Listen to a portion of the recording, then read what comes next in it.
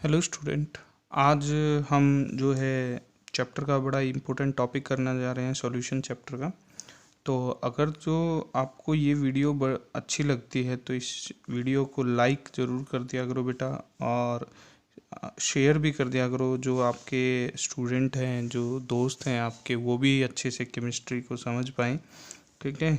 और जो हमारे न्यू स्टूडेंट हमसे कनेक्ट होना चाहते हैं तो इस चैनल को प्लीज़ सब्सक्राइब कर दीजिए। इससे क्या है, मैं मोटिवेट होता रहूँगा और आपके के लिए बहुत अच्छी अच्छी वीडियो बनाता रहूँगा, ठीक है।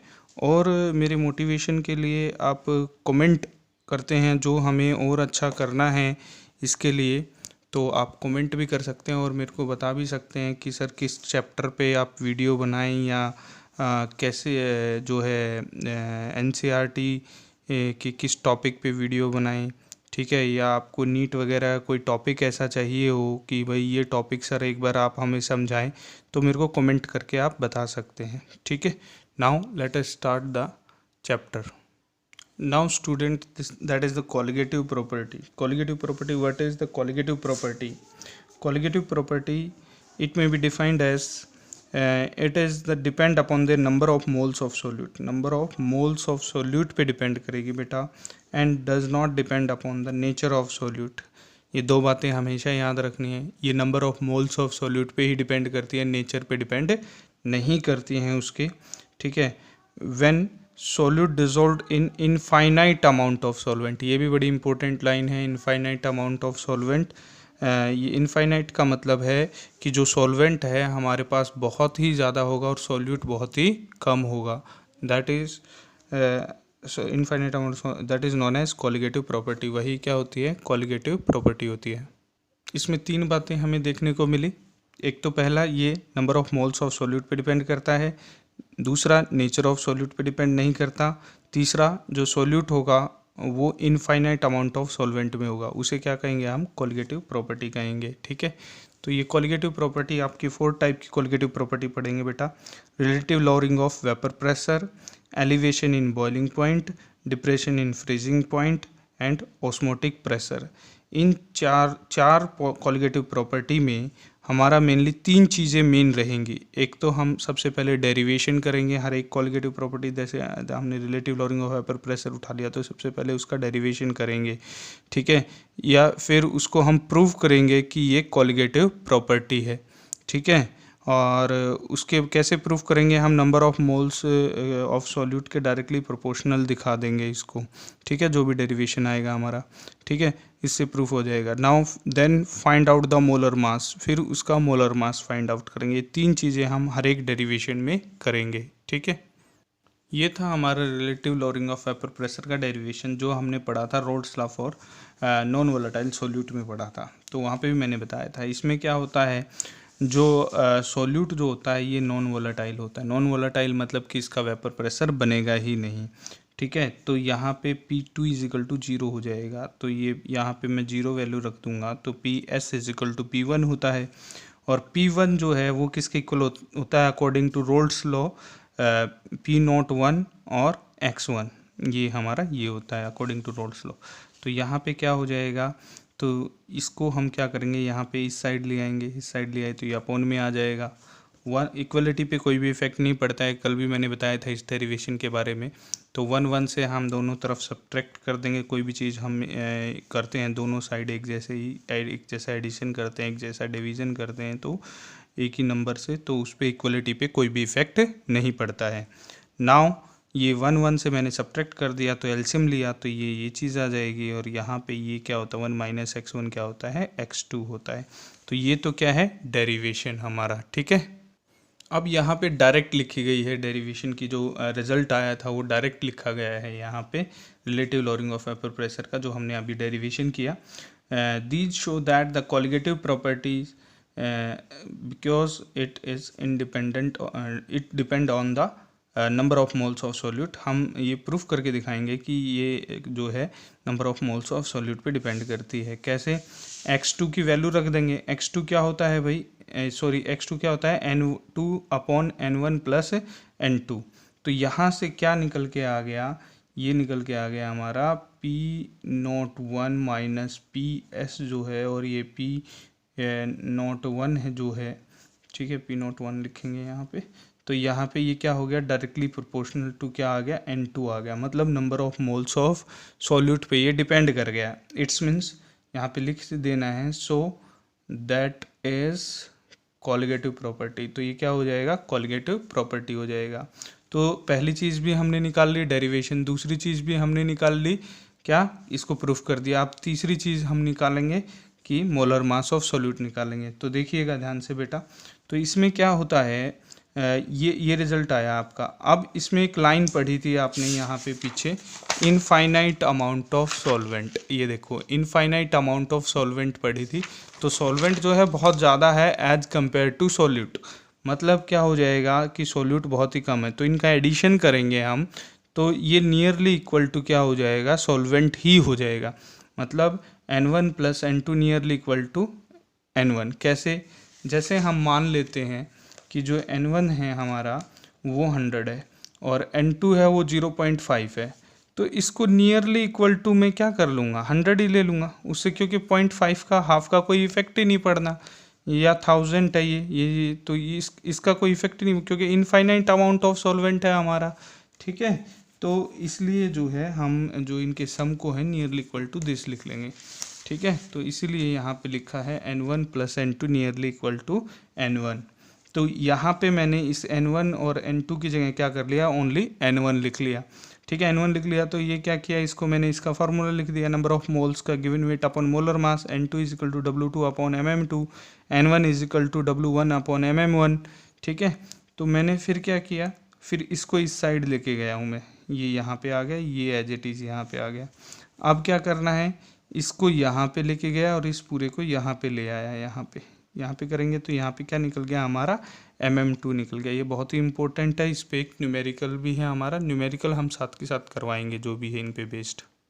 ये देखो मोस्टली न्यूमेरिकल जो होंगे कॉलिगेटिव प्रॉपर्टी के, उनमें MM2 जो लास्ट वाला हमारा फॉर्मूला था MM2 वो लगाएंगे हम, ठीक है। तो इसमें देखना क्या है वो लास्ट वाले फॉर्मूले में, इस ये हमारा एक बार मैं क्वेश्चन पढ़ देता हूँ, ठीक है। क्वेश्चन पढ़ने के बाद ये यहाँ तक हमने सॉल्व कर लिया था और फिर यहाँ पे हमने MM2 निकाला था, ये MM2 यहाँ पे, ये MB का मतलब है MM2 यहाँ पे, ठीक है। तो इसमें क्या है, ए solution is prepared by dissolving 10 gram of non-volatile solute in 200 grams of water। मतलब क्या निकल के आ गया यहाँ पे, जो सॉल्यूट है उसका मास, सॉल्यूट कितना है हमारे पास 10 ग्राम, और सॉल्वेंट वाटर कितना है, मतलब सॉल्वेंट कितना है 200 ग्राम्स है, ठीक है। फिर क्या कह रहा है, it has their vapour pressure of 31.84 mmHg। ये वेपर प्रेशर दे दिया है, किसका दे दिया आपको वेपर प्रेशर, ये सॉल्यूट का दे दिया। फिर क्या कह रहा है, calculate their A molar mass of solute, तो हमें मोलर मास ऑफ सॉल्यूट निकालना है, मतलब MM2 निकालना है। और क्या दे दिया आपको, pure vapour pressure of water दे दिया, वाटर का प्योर वेपर प्रेशर मतलब कि P01 दे दिया आपको। P01 को यहाँ पे क्या लिख रखा है, P0A लिख रखा है, 1 या A से किसी से भी रिप्रेजेंट कीजिए आप, कोई दिक्कत नहीं है, ठीक है। तो हमें क्या दे दिया, हमें दे दिया PA दे दिया, वेपर प्रेशर ऑफ सॉल्वेंट भी दे दिया हमें, ये दे रखा है वेपर प्रेशर ऑफ सॉल्वेंट, ये हमारा ये रहा वेपर प्रेशर ऑफ सॉल्वेंट, ठीक है। वाटर का वेपर प्रेशर ऑफ सॉल्वेंट दे दिया, मतलब कि PA दे दिया सॉल्यूशन के अंदर, P0A भी दे दिया, ये P0A है, ठीक है, ये P0A है। और उसके बाद क्या दे दिया हमें, ये वेट भी दे, W2 भी दे दिया, मतलब WB भी दे दिया हमें, कितना दे दिया 10 ग्राम, और WA भी दे दिया हमें, कितना दे दिया इतना। और इसका हमें पता है MMA का पता है, मतलब कि MA मतलब MM1 का पता है हमें, क्या है MM1 वाटर का मोलिकुलर मास, वो कितना होता है 18, ठीक है।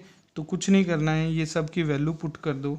देखो बेटा इसमें जो P0A जो है, मतलब P01 लिखो या A लिखो एक ही बात है, उसका वैल्यू कितना दिया हुआ है आपको 30 दिया हुआ है, ठीक है, प्योर वेपर। और PA का जो वैल्यू दिया हुआ है वो कितना दिया हुआ है 31.84 दिया हुआ है। और जो है इसका W2 का या WB का वैल्यू कितना है हमारे पास 10 ग्राम है, ठीक है। और इसका WA का वैल्यू कितना है हमारे पास 200 ग्राम है। और ए क्या है, वाटर है यहाँ पे, तो वाटर हमें पता है 18 होता है। कुछ नहीं करना, इन सब की वैल्यू रख देनी है। तो हमें निकालना क्या है, बी निकालना है, मतलब मोलर मास ऑफ सॉल्यूट निकालना है, ये निकालना है। तो डायरेक्ट हमने वैल्यू पुट की, इसको सॉल्व किया, तो यहाँ पे ये आ गया हमारा। बिल्कुल ईजी था क्वेश्चन, ठीक है। अब इसी टाइप का दूसरा भी देख लेते हैं हम। ये देखिए बेटा, ये बिल्कुल इजी है, वैसे ही न्यूमेरिकल है इसमें, ठीक है। यहाँ पे देखिए क्या कह रहा है, the vapour pressure of pure benzene at a certain temperature is 0.85 bar. मतलब क्या दे दिया ये आपको, पी नोट ए दे दिया, मतलब पी नोट ए मतलब कि ये चीज़ दे दिया आपको, pure vapour pressure of solvent दे दिया, ठीक है। In non volatile and non electrolyte solid, non volatile non, ये क्या है, सॉल्यूट है हमारा। कितना दे दिया ये, मतलब W2 दे रखा है, 0.5 ग्राम ऑफ एडिड, ये W2 दे दिया। 39 ग्राम ऑफ बेंजीन, ये क्या दे दिया, W1 दे दिया हमें, W1 मतलब WA दे दिया। एंड मोलर मास ऑफ 78 ग्राम, इसका मोलर मास दे दिया बेंजीन का, मतलब कि हमें ये क्या दे दिया आपको, ए या MM1 दे दिया, ठीक है, या मोलर मास ऑफ सॉल्वेंट भी कह सकते हो, ये चीज़ दे दी। Now vapour pressure of solution, तो इसका वेपर प्रेशर ऑफ सॉल्यूशन कितना दे दिया आपके, मतलब कि PS दे दिया आपको, PS कितना दे दिया आपको, PS दे दिया वेपर प्रेशर ऑफ सॉल्यूशन 0.845 बार दे दिया आपको। मतलब सिंपल सी बात है, सब कुछ दे दिया। अब आपने पिछले डेरिवेशन में देखा था कि यहाँ पे मैं रख रहा था 1A PA, ये देखो PA रख रहा था, लेकिन यहीं पे ही मैं P सॉल्यूशन लिख रहा हूँ, आप मतलब कि PS लिखूँगा। कैसे, इससे समझेंगे ध्यान से। यहाँ पे देखो बेटा, ये रिजल्ट था हमारा। यहाँ पे हमने देखो P1 इजिकल टू PS लिखा है, मतलब कि यहाँ पे मैं PS भी लिख सकता हूँ, P1 भी लिख सकता हूँ। तो पहले वाले डेरिवेशन में तो हमने ये वैल्यू रखी थी, और दूसरे वाले में लगेगा ये, क्योंकि PS इजिकल टू P1 होता है, ठीक है। नाउ नेक्स्ट आप देखेंगे, ये PS आ गया यहाँ पे हमारा। अब इसके बाद जो है इनकी वैल्यू पुट करनी है, बस सबकी वैल्यू पुट करके इसको सॉल्व करना है, ये आ जाएगा, सब कुछ आपको गिवन है यहाँ पे, ठीक है। Now next topic, now second colligative property, elevation in boiling point. तो एलिवेशन इन बॉइलिंग पॉइंट में बेटा सबसे ज़्यादा ज़रूरी है इस ग्राफ को समझना। ये ग्राफ समझ में आ गया तो पूरी की पूरी कोलिगेटिव प्रॉपर्टी समझ में आ जाएगी। इस ग्राफ, ये ग्राफ किस किस के बीच में है, वेपर प्रेशर वर्सेस टेम्परेचर के बीच में ये ग्राफ है। और इसमें हो क्या रहा है मेनली, इसके अंदर ये जो हमने पर्टिकुलर टेम्परेचर ले लिया, सॉल्वेंट का अपना कोई पर्टिकुलर टेम्परेचर होता है, सॉल्यूशन का अपना कोई पर्टिकुलर टेम्परेचर होता है, पर्टिकुलर उसका कोई ना कोई वेपर प्रेशर होता है। तो यहाँ पे जो है सॉल्वेंट मैंने ले लिया, तो जैसे जैसे हम टेम्परेचर बढ़ाएंगे वैसे वैसे वेपर उसके बढ़ते चले जाएंगे, ये ऊपर की तरफ वेपर प्रेशर बढ़ता चला जा रहा है। तो वेपर प्रेशर बढ़ता चला जा रहा है, बढ़ता चला रहा है, एक टाइम ऐसा आएगा कि वो ATM मतलब कि हमारा जो एटमॉस्फेरिक प्रेशर है उसके इक्वल हो जाएगा। और जब वो उसके इक्वल वेपर प्रेशर हो जाएगा तो वो क्या हो जाएगा, उसका बॉइलिंग पॉइंट हो जाएगा। बॉइलिंग पॉइंट, यही डेफिनेशन होती है बॉइलिंग पॉइंट की, ठीक है। When vapour pressure of any component is equal to the atmospheric pressure, that is known as its boiling point. तो ये यहाँ पे इसका बॉइलिंग पॉइंट आ गया। ऐसे ही यहाँ से सॉल्यूशन है, ये सॉल्यूशन ऐसे ऐसे टेम्परेचर बढ़ाते चले तो यहाँ पे क्या हो गया, यहाँ पे ये इसका बॉइलिंग पॉइंट आ गया, मतलब कि ये यहाँ तक चला गया तो ये इसका बॉइलिंग पॉइंट है, ठीक है, ठीक है, ये चीज़ है। और इनका जो ये टेम्परेचर डिफरेंस आ रहा है, सॉल्यूट का और सॉल्वेंट का जो ये टेम्परेचर का डिफरेंस आया है, इसी डिफरेंस को बोलेंगे एलिवेशन इन बॉइलिंग पॉइंट। मतलब कि कितना इंक्रीज हुआ, ये इंक्रीज किसके कारण हुआ है, इस सॉल्यूशन के अंदर जो सॉल्यूट प्रेजेंट है उसके कारण ये इंक्रीज हुआ है। क्लियर है, ठीक है। तो यहाँ पे जो है T1 मानेंगे हम, ये सॉल्वेंट के लिए ये जो बॉइलिंग पॉइंट है सॉल्वेंट का वो T1 मानेंगे, और जो बॉइलिंग पॉइंट है सॉल्यूशन का उसको T2 मानेंगे। क्यों टू क्यों, क्योंकि इसके अंदर सॉल्यूट प्रेजेंट है इसलिए T2 माना है। तो यहाँ पे डेल्टा TB किसके इक्वल आ जाएगा, डेल्टा TB आ जाएगा is equal to T2 minus T1, मतलब कि इसको इससे माइनस कर देंगे तो डेल्टा TB आ जाएगा हमारा, ठीक है। नाउ ये delta TB is directly proportional to molality. ये क्यों लिख रहा हूँ मैं मोलैलिटी, क्योंकि बेटा यहाँ पे सॉल्यूशन में क्या है, सॉल्यूट है, सॉल्यूट के कारण ये डिफरेंस आ रहा है। तो सॉल्यूट का कंपैरिजन किससे कर रहे हैं, सॉल्वेंट से। जब सॉल्यूट और सॉल्वेंट का जो रिलेशन होता है वो होता है मोलैलिटी। सॉल्यूट और सॉल्वेंट का रिलेशन क्या होता है? मोलैलिटी। ये सॉल्यूट के कारण आ रहा है, तो यहाँ सॉल्यूट है, यहाँ सॉल्वेंट है, तो इन दोनों का रिलेशन क्या होता है? मोलैलिटी होता है। तो डायरेक्टली प्रोपोर्शनल टू मोलैलिटी लिख दिया है यहाँ पे। तो यहाँ पे क्या हो जाएगा, जब ये प्रोपोर्शनलिटी का साइन हटाएंगे तो के बी, वैसे तो इसका पर्टिकुलर डेरिवेशन होता है बेटा समझाने के लिए, लेकिन डेरिवेशन ना तो आपके एनसीईआरटी में दिया है ना कहीं और है। दूसरे तरीके से बताऊंगा तो ये काफ़ी लंबा हो जाएगा डेरिवेशन, इसलिए जो एनसीईआरटी में वही चीज़ आपको समझाई जा रही है। तो यहाँ पे क्या हो जाएगा, delta T B is equal to क्या हो जाएगा, इस प्रोपोर्शनलिटी का साइन हटाएंगे के बी हो। के बी क्या होता है? मोलर एलिवेशन कांस्टेंट होता है, और इसको इब्लियोस्कोपिक कांस्टेंट भी बोलते हैं। ठीक है, तो दोनों नाम है, ध्यान रखना इसके।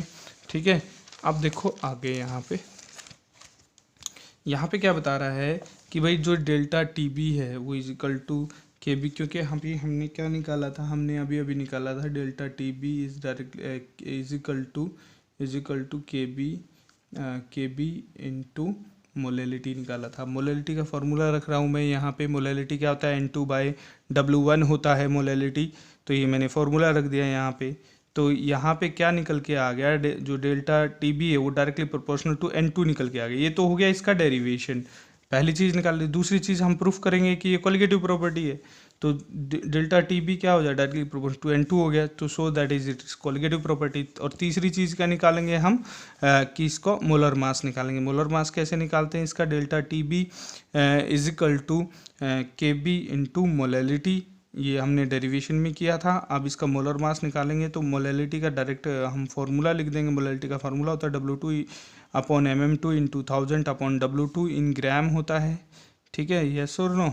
और इसमें देखो बेटा, फिर इसमें क्या होता है, इसको मोलर मास निकालना है, इसको इधर ले जाइए और इसको इधर ले आइए, कुछ नहीं करना है, इंटरचेंज करना है आपस में। तो इसको इधर ले गया तो ये आ गया बेटा, इसको इधर ले आया तो ये आ गया, ये फार्मूला बन गया। ये मोलर मास निकालने का फार्मूला होता है, डेरिवेशन में बहुत काम आएगा।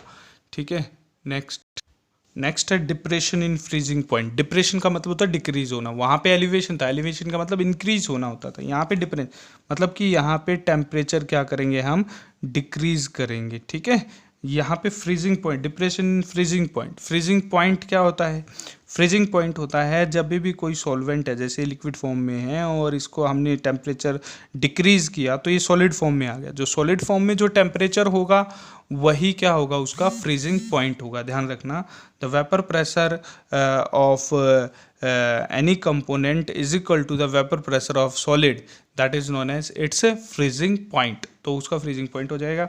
तो यहाँ पे हमने क्या किया है, टेम्परेचर को डिक्रीज करते गए तो सॉल्वेंट का यहाँ पे आगे सॉलिड हो गया।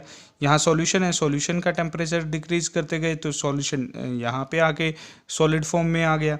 तो ये इनके बीच में जो ये टेम्परेचर का डिफरेंस आया, ठीक है, फ्रीजिंग पॉइंट के बीच में टेम्परेचर का जो डिफरेंस आया, इसी को ही बोलेंगे हम एलिवेशन इन फ्रीजिंग पॉइंट। इसको रिप्रेजेंट करेंगे डेल्टा टी एफ से, represent F for freezing point से मतलब है हमारा। ठीक है, तो यहाँ पे हम लिख देंगे, वहाँ पे तो T2 - T1 हुआ था, यहाँ पे क्या होता है T1 - T2। क्यों? क्योंकि देखो बेटा, यहाँ पे ये T2 तो यहाँ तक है, ये यहाँ तक है T2, तो T2 इसको क्यों माना है, क्योंकि सॉल्यूशन है, सॉल्यूशन के अंदर सॉल्वेंट है, जिसके कारण ये ज़्यादा टेम्परेचर हमें डिक्रीज करना पड़ रहा है। ठीक है, और ये T1 है, T1 क्या है हमारा, सॉल्वेंट का फ्रीजिंग पॉइंट है।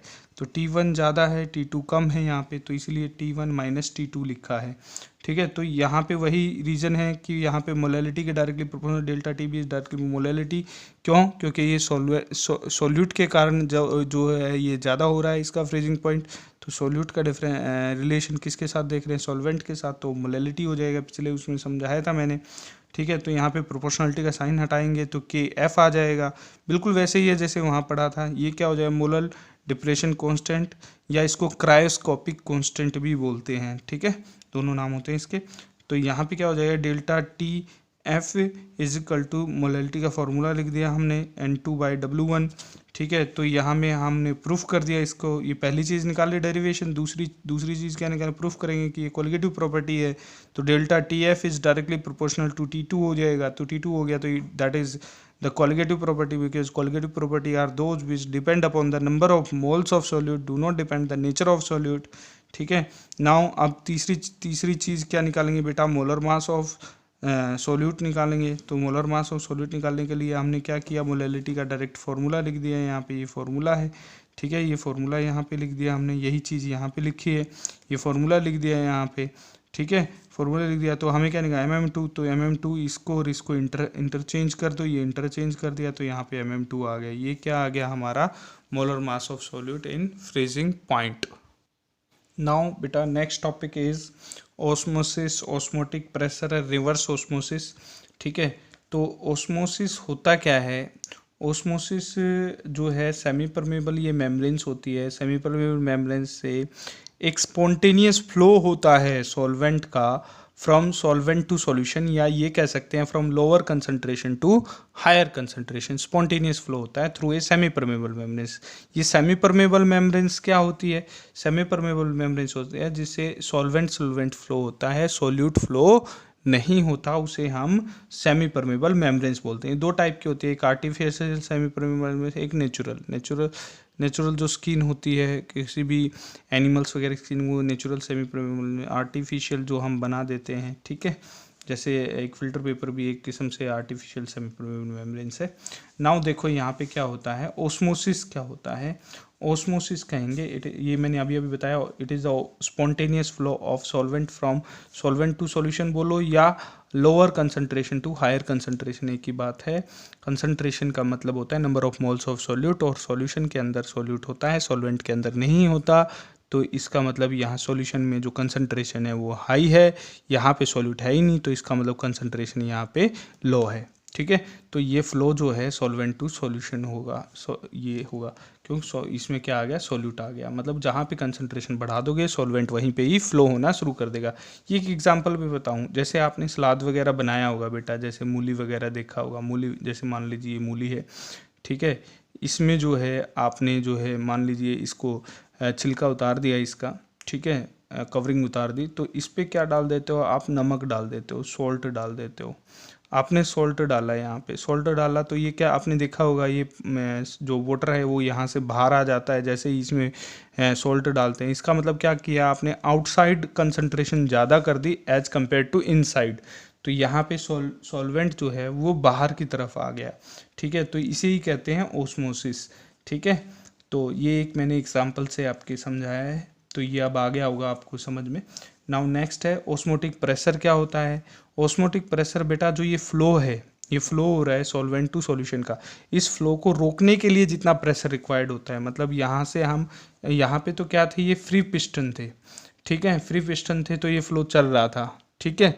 जब तक चलेगा जब तक कंसंट्रेशन सेम नहीं हो जाएगी, और जब ये पिस्टन फ्री, मान लीजिए ये तो फ्री पिस्टन छोड़ दिया हमने, ये फ्री पिस्टन छोड़ दिया, ये फ्री पिस्टन है, ठीक है, और यहाँ पे क्या किया, एक्स्ट्रा प्रेशर लगाना स्टार्ट कर दिया इस फ्लो को रोकने के लिए सॉल्यूशन की साइड। तो हमने एक्स्ट्रा प्रेशर लगाते गए हम तब तक लगाते गए जब तक ये रुक नहीं गया। मान लीजिए अब ये रुक गया पूरी तरह से ये फ्लो, तो वो क्या हो जाएगा, ओस्मोटिक प्रेशर। उसी को ही जब ये स्टॉप हो जाएगा ये फ्लो, उसे क्या कहेंगे, ओस्मोटिक प्रेशर। यही यहाँ पे लिखा गया है, the flow of solvent from the solvent to solution will be stop, then there a pressure applied on the solution side that is known as osmotic pressure, उसे ही ऑस्मोटिक प्रेशर कहेंगे, ठीक है। नाउ ये ऑस्मोटिक प्रेशर डिपेंड किस किस पे करता है, अब इसका डेरिवेशन कर रहे हैं हम, तो डेरिवेशन कर रहे हैं तो डिपेंड करता है टेम्परेचर पे। बेटा अगर जो टेम्परेचर आपने बढ़ा दिया, तो टेम्परेचर बढ़ा दिया तो हमें ऑस्मोटिक प्रेशर भी बढ़ाना पड़ेगा, मतलब कि सॉल्वेंट को रोकने के लिए और ज़्यादा प्रेशर लगाना पड़ेगा। और अगर जो कंसंट्रेशन बढ़ा दी बेटा, यहाँ पे कंसंट्रेशन, जहाँ पे कंसंट्रेशन बढ़ाते हैं वहाँ तो फ्लो ज़्यादा होता है, तो यहाँ कंसंट्रेशन बढ़ा दी तो फिर भी आपको प्रेशर ज़्यादा लगाना पड़ेगा, क्योंकि फ्लो फिर ज़्यादा होने लग जाएगा, तो प्रेशर ज़्यादा लगाना पड़ेगा यहाँ पे। तो ये भी इसके भी डायरेक्टली प्रोपोर्शनल होता है, तो इसको हम लिख देंगे pi is directly proportional to C T, और इस प्रोपोर्शनलिटी का साइन हटाएंगे तो R is the gas constant. Now next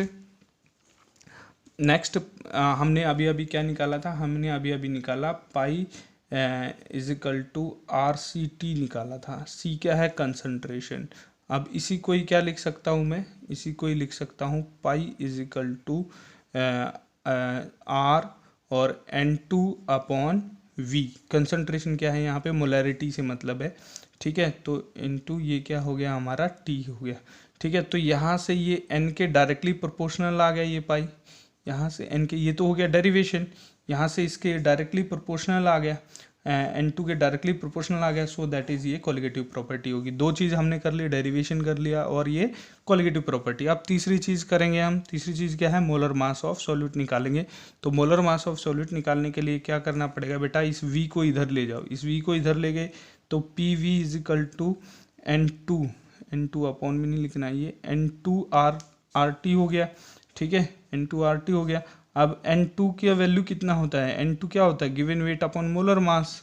तो ये molar N2 W2 upon MM2 हो जाएगा। तो ये वैल्यू रख दिया हमने, वैल्यू रख दिया तो ये MM2 को इधर ले गए और इसको इधर ले आए, तो यहाँ से हमारा MM2 भी निकल गया, ठीक है। तो ये था ऑस्मोटिक प्रेशर का डेरिवेशन, ठीक है। नाउ अब हम कर रहे हैं रिवर्स ऑस्मोसिस।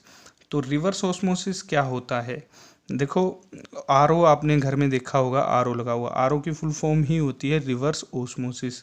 मतलब क्या है, ऑस्मोसिस प्रोसेस को उल्टा कर देना। अभी तक तो क्या कर रहे थे हम, पिस्टन से यहाँ प्रेशर लगा के इस फ्लो को रोक रहे थे। अब क्या करेंगे, और वो प्रेशर क्या था हमारा, ऑस्मोटिक प्रेशर। अब ऑस्मोटिक प्रेशर से ज़्यादा प्रेशर इस पर लगाएंगे हम। तो ज़्यादा प्रेशर लगाएंगे तो ये फ्लो क्या हो जाएगा, अब सॉल्यूशन से सॉल्वेंट की तरफ फ्लो होने लग जाएगा। तो ये उल्टा हो गया, इसीलिए इसको बोल दिया रिवर्स ऑस्मोसिस। मतलब कि flow of solvent from solution to solvent side, that is known as reverse osmosis, उसको बोलेंगे रिवर्स ऑस्मोसिस, ठीक है। नाउ एबनॉर्मल मोलिकुलर मास क्या होता है, ये हम नेक्स्ट लेक्चर में बताएंगे बेटा, ठीक है। Okay, thank you very much.